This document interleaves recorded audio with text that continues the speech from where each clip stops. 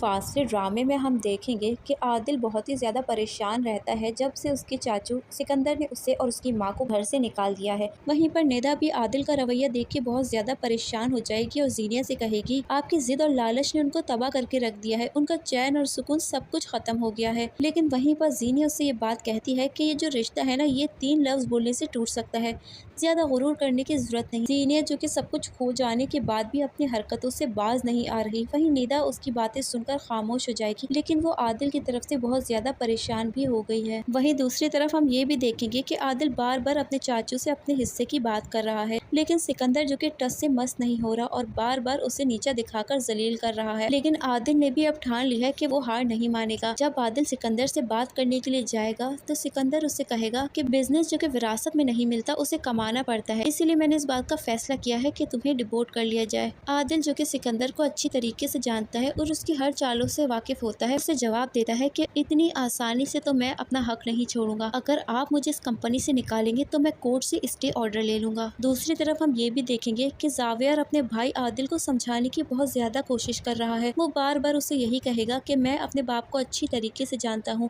मैं तुम्हें सब कुछ दिलाकर रहूंगा, लेकिन तुम्हें थोड़ा सब्र करना पड़ेगा। लेकिन आदिल जो कि अब ये ठान लेता है कि अब उसकी बस हो चुकी है, अब वो अपना हिस्सा हाथ फैला के नहीं बल्कि जंग लड़के हासिल करेगा। वहीं पर जावियर उसे समझाएगा कि तुम भी वही सब कुछ कर रहे हो जो डैड करते हैं। आदिल काफी ज्यादा गुस्से में उसे पीछे की तरफ धकेलेगा तो वो बुरी तरीके से जाकर गिर जाएगा। वहीं पर आदिल उसे देखकर काफी ज्यादा हैरान रह जाएगा, उसे यकीन ही नहीं आ रहा कि उसने जावियर के साथ क्या कर दिया। हालांकि उसका इरादा जावियर को नुकसान पहुंचाने का बिल्कुल भी नहीं था।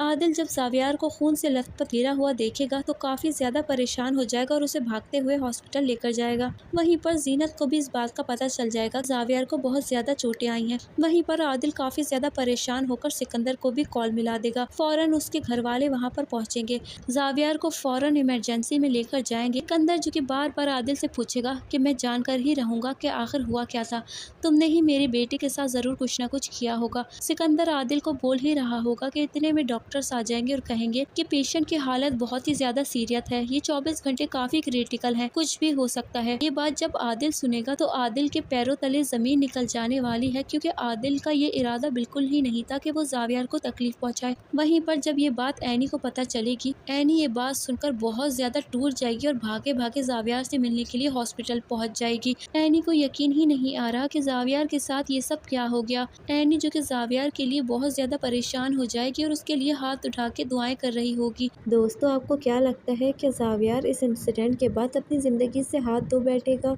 या फिर जावियर को होश आ जाएगा? क्या सिकंदर आदिल और जीनिया को उसका हिस्सा देने के लिए तैयार हो जाएगा?